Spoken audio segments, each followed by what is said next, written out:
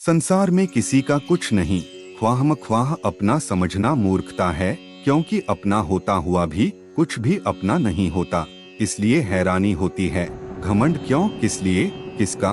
कुछ रुपए दान करने वाला यदि यह कहे कि उसने ऐसा किया है तो उससे बड़ा मूर्ख और कोई नहीं। और ऐसे भी हैं जो हर महीने लाखों का दान करने हैं, लेकिन उसका जिक्र तक नहीं करते, न करने देते हैं। वास्तव में जरूरतमंद और पीड़ित की सहायता ही दान है, पुण्य है। ऐसे व्यक्ति पर सरस्वती की सदा कृपा होती है।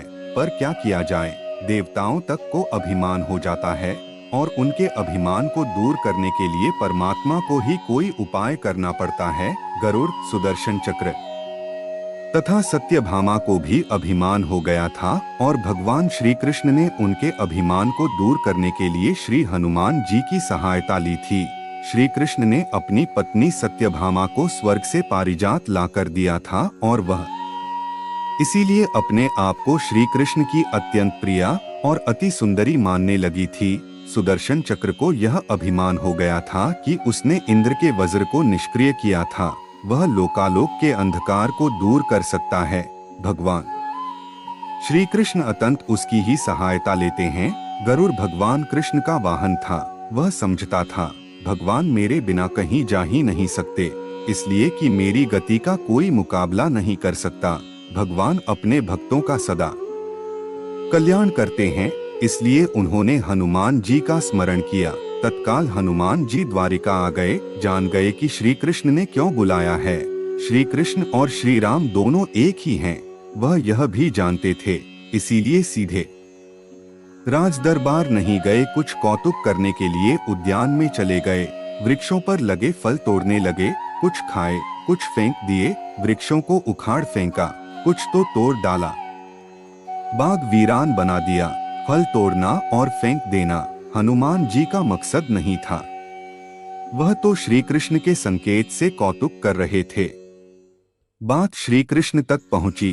किसी वानर ने राजोद्यान को उजाड़ दिया है, कुछ किया जाए। श्री कृष्ण ने गरुड़ को बुलाया, कहा, जाओ सेना ले जाओ, उस वानर को पकड़कर लाओ। गरुड़ ने कहा, प्रभु, एक मामूली वानर को पकड़ने के लिए सेना की क्या जरूरत है, मैं अकेला ही उसे मजा चखा दूंगा। कृष्ण मन ही मन मुस्करा दिए, जैसा तुम चाहो, लेकिन उसे रोको जाकर। वैंते गए, हनुमान जी को ललकारा, बाग क्यों उजाड़ रहे हो, फल क्यों तोड़ रहे हो, चलो तुम्हें श्री कृष्ण बुला रहे हैं। हनुमान जी ने कहा, मैं किसी कृष्ण को नहीं जानता, मैं तो श्री राम का सेवक हूँ। जाओ कह दो मैं नहीं आऊंगा। गरुड़ क्रोधित होकर बोला, तुम नहीं चलोगे तो मैं तुम्हें पकड़कर ले जाऊंगा। हनुमान जी ने कोई उत्तर नहीं दिया। गरुड़ की अनदेखी कर वह फल तोड़ने रहे। गरुड़ को समझाया भी, वानर का काम फल तोड़ना और फेंकना है, मैं अपने स्वभाव के अनुसार ही कर रहा, मेरे काम में दखल न दो। क्यों झगड़ा मोल लेते हो, जाओ मुझे आराम से फल खाने दो। गरुड़ नहीं माना। तब हनुमान जी ने अपनी पूंछ बढ़ाई और गरुड़ को दबोच लिया। उसका घमंड दूर करने के लिए कभी पूंछ को ढीला कर देते। गरुड़ कुछ सांस लेता, और जब कसते तो गरुड़ के मानो प्राण ही निकल रहे हो। हनुमान जी ने सोचा, भगवान का वाहन है, प्रहार भी नहीं कर सकता, लेकिन इसे सबक तो सिखाना ही होगा। पूंछ को एक झटका दिया और गरुड़ को दूर समुद्र में फेंक दिया। बड़ी मुश्किल से वह गरुड़ दरबार में पहुंचा। भगवान को बताया, वह कोई साधारण वानर नहीं है, मैं उसे पकड़कर नहीं ला सकता। भगवान मुस्कुरा दिए। सोचा, गरुड़ का घमंड तो दूर हो गया, लेकिन अभी इसके वेग के घमंड को चूर करना है। श्री कृष्ण ने कहा, गरुड़, हनुमान श्री राम जी का भक्त है, इसीलिए नहीं आया।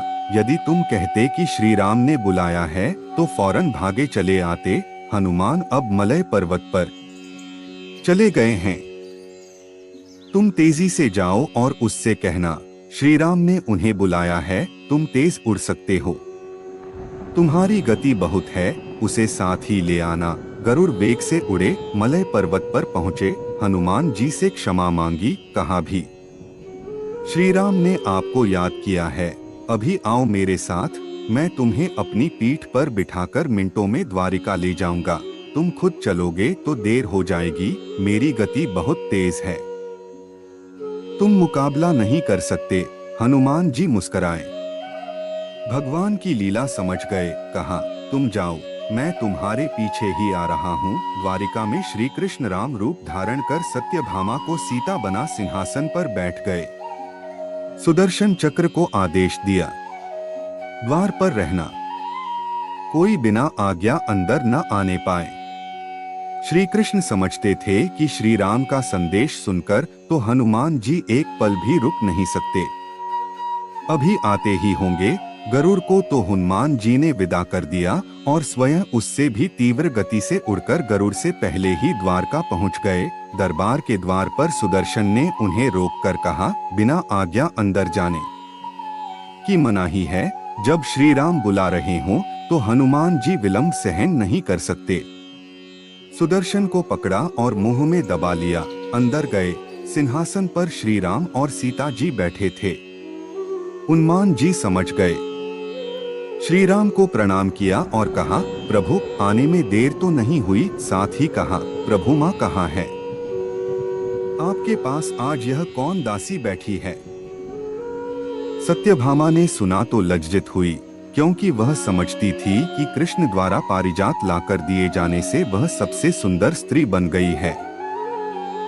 सत्यभामा का घमंड चूर हो गया।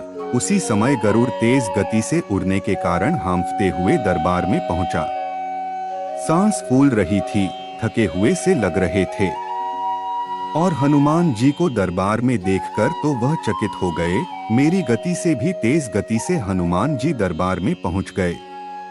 लज्जा से पानी पानी हो गए कि बल का और तेज गति से उड़ने गरुड़ का घमंड चूर हो गया। श्री राम ने पूछा, हनुमान तुम अंदर कैसे आ गए? किसी ने रोका नहीं? रोका था भगवान सुदर्शन ने। मैंने सोचा आपके दर्शनों में विलंब होगा, इसलिए उनसे उलझा नहीं। उसे मैंने अपने मुंह में दबा लिया था। और यह कहकर हनुमान जी ने मुंह से सुदर्शन चक्र को निकालकर प्रभु के चरणों में डाल दिया। तीनों के घमंड चूर हो गए। श्री कृष्ण यही चाहते थे। श्री कृष्ण ने हनुमान जी को गले लगाया। हृदय से हृदय की बात हुई और उन्हें विदा कर दिया। परमात्मा अपने भक्तों में, अपने निकटस्थों में अभिमान रहने नहीं देते। श्री कृष्ण सत्यभामा, गरुड़ और सुदर्शन चक्र का घमंड दूर न करते तो परमात्मा के निकट रह नहीं सकते थे। और परमात्मा के निकट रह ही वह सकता है जो मैं और मेरी से रहित है। श्री राम से जुड़े व्यक्ति में कभी अभिमान हो ही नहीं सकता। न श्री राम में अभिमान था, न उनके भक्त हनुमान में। न श्री राम ने कहा कि मैंने किया है और न हनुमान जी ने ही कहा कि मैंने किया है। इसलिए दोनों एक हो गए, न अलग थे न अलग रहे।